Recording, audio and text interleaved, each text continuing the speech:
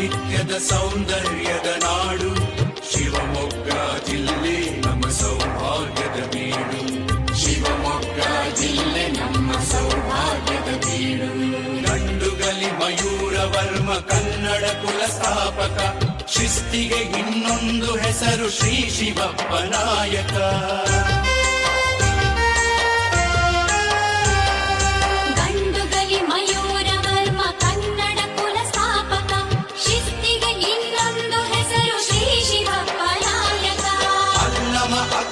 Kuwem